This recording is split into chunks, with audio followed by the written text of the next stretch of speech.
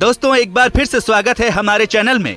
दोस्तों जैसा कि आप सभी लोग जानते हैं, देश भर में महामारी का कहर बढ़ता ही जा रहा है। इस बीच कई राज्यों ने अपने यहाँ लॉकडाउन को भी बढ़ा दिया है। इस बीच कुछ बड़ी और महत्वपूर्ण खबरें निकल कर आ रही हैं, जिनका जानना आपके लिए बहुत जरूरी है। दोस्तों बात करें कोरोना मरीजों की, तो भारत में पिछले 24 घंटों में कोरोना वायरस के 48,916 नए मामले सामने आए और 757 लोगों की मौतें हुई।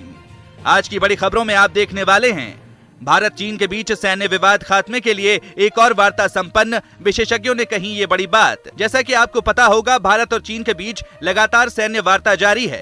हाल ही में एक वार्ता संपन्न हुई है, जिसमें विशेषज्ञ द्वारा एक बड़ी बात कही जा रही है। आगे हम आपको इस पूरी खबर को दिखाएंगे। साथ ही साथ रक्षाबंधन से पहले इस बार मिष्ठान दुकानों पर लॉकडाउन का लॉक। भाई बहनों का प्यारा त्योहार रक्षाबंधन में अब कुछ ही समय रह गया है और लोगों के मन में सवाल है कि क्या सभी मिठाई की दुकानें खोली जाएंगी या नहीं। इसको लेकर बड़ी खबर आ रही है। आगे हम जानेंगे इस पूरी खबर को। और अगली बड़ी खबर में, ज्यादा वजन वालों को कोरोना से मौत का खतरा 3 गुना अधिक, दावा। जी हाँ, एक बेहद चौंकाने वाली रिपोर्ट निकल कर आ रही है, जिसमें दावा किया जा रहा है कि ज्यादा मोटे और वजनदार आदमी को कोरोना का खतरा बेहद ज्यादा है। आगे हम इस खबर की पूरी रिपोर्ट दिखाएंगे। पूरी खबर जानने के लिए बने रहिए हमारे साथ वीडियो में। और अगली बड़ी खबर में, देश के कई राज्यों में भारी बारिश का अलर्ट जारी। 27 से 29 के बीच हो सकती है भारी बारिश। देश के कई राज्यों में भारी बारिश हो रही है और कई जगह बाढ़ भी आ चुकी है। इस बीच मौसम विभाग का यूपी सहित कई राज्यों में भारी बारिश का अनुमान है। आगे हम आपको इस पूरी खबर को दिखाएंगे। साथ ही दोस्तों, पीएम किसान सम्मान निधि योजना में हुए ये बदलाव, जिन्हें हर किसान को जानना जरूरी। अगर आप भी पीएम किसान योजना में लाभ ले रहे हैं, तो आपके लिए बड़ी खबर निकल कर आ रही है। आपको बता दें, इस योजना में कुछ अहम बदलाव किए गए हैं। आगे हम आपको इस पूरी खबर को बताएंगे। दोस्तों ये सभी खबरें जानना बेहद जरूरी हैं। खबरों को विस्तार से जानने के लिए बने रहिए हमारे साथ। लेकिन उससे पहले दोस्तों, इस वीडियो को बनाने में मुझे बहुत मेहनत लगती है, तो मेरी इस मेहनत के लिए इस वीडियो पर एक छोटा सा लाइक जरूर करिएगा। तो चलिए बिना देरी किए लिए चलते हैं आपको आज की सबसे पहली खबर की तरफ। भारत चीन के बीच सैन्य विवाद खात्मे के लिए एक और वार्ता संपन्न, विशेषज्ञ ने कही ये बड़ी बात। पूर्वी लद्दाख सीमा पर सैन्य तनाव खत्म करने को लेकर शुक्रवार को फिर भारत और चीन के बीच विदेश मंत्रालय के अधिकारियों की अहम बैठक हुई। लेकिन संकेत साफ है कि इन बैठकों का जल्द कोई परिणाम नहीं निकलने की संभावना है। सीमा मामलों पर समन्वय व समझौते करने के लिए गठित वर्किंग मैकेनिज्म के तहत ये मई 2020 में चीनी सैनिकों के अतिक्रमण के बाद तीसरी बैठक थी। इसके अलावा सैन्य स्तर की भी 4 बैठकें हो चुकी हैं। विशेषज्ञों का कहना है कि चीन की मंशा साफ है। भारत के बीच सीमा विवाद सुलझाने के लिए वर्ष 1981 से ही किसी न किसी रूप में वार्ता हो रही है, लेकिन अभी इसका कोई नतीजा नहीं निकला है। और अगली बड़ी खबर में, रक्षाबंधन से पहले इस बार मिष्ठान दुकानों पर लॉकडाउन का लॉक। रक्षाबंधन पर्व से पहले मिष्ठान की दुकानें नहीं खुल पाएंगी। ऐसे में इस बार परंपरा के निर्वहन में मिष्ठान का संकट होगा। ऐसे में रक्षा सूत्र बांधने के बाद या तो मुंह मीठा कराने की परंपरा के लिए कुछ और विकल्प तलाशने होंगे, या फिर पहले से ही व्यवस्था करनी होगी। वजह कुछ और नहीं, शनिवार और रविवार को होने वाला लॉकडाउन है। जाहिर है कि ऐसी दशा में मिष्ठान की दुकानों पर भी लॉकडाउन का लॉक होगा। हालांकि व्यापार संगठनों ने त्योहार पर मिष्ठान की दुकान खोले जाने की मांग शुरू कर दी है। लखनऊ व्यापार मंडल के वरिष्ठ महामंत्री अमरनाथ मिश्र के मुताबिक, महत्वपूर्ण पर्व होने के कारण लोग पहले से मिठाई जरूर खरीदेंगे। ऐसे में बंदी होने के कारण पहले से बना बासी माल लोगों तक पहुंचेगा। जागरण लखनऊ की रिपोर्ट के मुताबिक, दवा और राशन की तरह ही मानवीय और व्यवहारिक पक्ष को ध्यान में रखकर कारखाने में त्योहार से एक दिन पहले माल बनाने की अनुमति दी जानी चाहिए। इससे त्योहार के दिन न केवल दुकानों पर भीड़ कम होगी, बल्कि लोगों को मिठाई मिल जाएगी। आपको क्या लगता है, क्या रक्षाबंधन पर मिठाई की दुकान खोलना उचित रहेगा? दोस्तों इस चैनल पर हम आपको देश और दुनिया भर की सभी ताज़ा खबरों को सबसे पहले लेकर आते हैं। अगर आप भी चाहते हैं कि दुनिया भर की खबरें सबसे पहले आपके पास पहुँचे, तो चैनल को बिना भूले नीचे दिए गए लाइक। साथ ही अगली खबर में, आवास योजना में निर्माण कार्य पूरा होने की अवधि अब 114 दिन, 2.5 लाख रुपए तक की सब्सिडी के लिए करें ये काम। प्रधानमंत्री आवास योजना के तहत केंद्र सरकार खुद के घर की चाह रखने वालों को होम लोन पर सब्सिडी मुहैया करवाती है। इस योजना के जरिए 2.67 लाख रुपए तक की क्रेडिट लिंक्ड सब्सिडी मुहैया करवाई जा रही है। कमजोर आय वर्ग वालों को शहरी या ग्रामीण इलाकों में इसका फायदा मिल रहा है। इसके तहत 31 मार्च 2022 तक देश में करीब 2 करोड़ घर बनाने का लक्ष्य है। स्कीम 31 मार्च 2021 तक के लिए लागू है। आपको बता दें, सरकार के मुताबिक इस योजना के तहत बनाए जा रहे मकानों के निर्माण कार्य पूरा होने की अवधि अब 114 दिन है। सरकार ने प्रेस रिलीज जारी कर ये जानकारी दी है कि मकानों के निर्माण में लगने वाले समय में अब पहले के मुकाबले तेजी देखने को मिल रही है। इस योजना के तहत सब्सिडी का फायदा उठाने के लिए आवेदन होम लोन देने वाली संस्था के पास जाकर करना होता है, मसलन बैंक, कोऑपरेटिव बैंक आदि।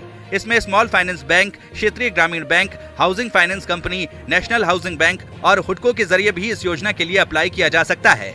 ये आवेदन फॉर्म भरकर पात्र लोग आवेदन कर सकते हैं। इन सब के अलावा इस योजना के लिए ऑनलाइन भी आवेदन किया जा सकता है। इसके लिए सरकार ने आवास ऐप बनाई है। इस ऐप की सहायता से ग्रामीण क्षेत्र में रहने वाले लोग अपने स्मार्टफोन की मदद से ऐप में लॉगिन कर सकते हैं। लॉगिन करने के बाद आपके रजिस्टर्ड मोबाइल पर एक OTP आता है, जिसे वेरीफाई करने के बाद आप इस ऐप के जरिए योजना के लिए आवेदन कर सकते हैं। साथ ही दोस्तों, पेट्रोल पंप पर तेल चोरी पड़ेगी भारी, ग्राहक की शिकायत पर रद्द होगा लाइसेंस। देश के पेट्रोल पंपों पर अब चिप लगाकर तेल चोरी करना संचालकों पर भारी पड़ने वाला है। देश में रोज पेट्रोल पंपों पर मशीनों में चिप लगाकर पेट्रोल और डीजल की घटतौली के मामले को देखते हुए मोदी सरकार ने सख्त कदम उठाए हैं। बीते 20 जुलाई को नया उपभोक्ता संरक्षण अधिनियम 2019 लागू हो जाने के बाद पेट्रोल पंप संचालकों पर नकेल कसना शुरू हो जाएगा। आपको बता दें, पेट्रोल डीजल को लेकर उपभोक्ताओं को हर रोज कई तरह की समस्याओं से दो चार होना पड़ता है। ग्राहक कम पेट्रोल और डीजल की शिकायतों को लेकर परेशान रहते हैं, लेकिन अब नए उपभोक्ता संरक्षण अधिनियम 2019 के तहत पेट्रोल पंप संचालक उपभोक्ता को नहीं ठग सकते। अब पेट्रोल पंप पर पेट्रोल या डीजल मानक के अनुसार मिलेंगे। अगर ग्राहक शिकायत करते हैं तो पेट्रोल पंप पर जुर्माना के साथ उसका लाइसेंस भी रद्द हो सकता है। अगली बड़ी खबर में दोस्तों, बदल जाएगा सामान बेचने खरीदने का तरीका, सरकार ने लागू किया ये नियम। जैसा कि आपको पता होगा, बीते 20 जुलाई को सरकार ने ग्राहकों के लिए एक नया कानून लागू किया था। इस नए कानून में ग्राहकों को पहले के मुकाबले कहीं ज्यादा अधिकार मिल रहे हैं। इस कानून के दायरे में ई-कॉमर्स कंपनियां भी शामिल हैं। इस नए नियम में विक्रेता को अपने उत्पादों पर यह बताना होगा कि सामान किस देश में बना है। नया नियम उन सभी विक्रेताओं पर लागू होगा जो भारत या विदेश में रजिस्टर्ड हैं, लेकिन भारतीय ग्राहकों को सामान और सेवाएं दे रहे हैं। नए नियमों के अनुसार ई-कॉमर्स कंपनियों को बिक्री के लिए रखे गए सामानों और सेवाओं की कुल कीमत के साथ अन्य शुल्कों का पूरा ब्यौरा देना होगा। इसके साथ ही उन्हें ये भी बताना होगा कि वस्तु की मियाद कब समाप्त होगी, यानी उसकी एक्सपायरी तारीख क्या है। इसके अलावा वस्तु और सेवाओं की उत्पत्ति किस देश में हुई है, इसके बारे में भी प्रमुखता से जानकारी देनी होगी, ताकि ग्राहक सामान व सेवाएं खरीदने से पहले पूरी जानकारी के साथ निर्णय कर सके। साथ ही अगली खबर में PM किसान सम्मान निधि योजना में हुए ये अहम बदलाव, जिन्हें हर किसान को जानना जरूरी। चंद दिनों बाद करोड़ों किसानों के खाते में प्रधानमंत्री किसान सम्मान निधि स्कीम की 2000 रुपए की छठी किश्त आनी शुरू हो जाएगी। योजना शुरू होने के बाद इसमें कई बदलाव किए जा चुके हैं, जैसे आधार कार्ड की अनिवार्यता, जोत सीमा का खत्म होना, खुद रजिस्ट्रेशन करना आदि। आइए जानते हैं योजना शुरू होने से अब तक हुए महत्वपूर्ण बदलावों के बारे में।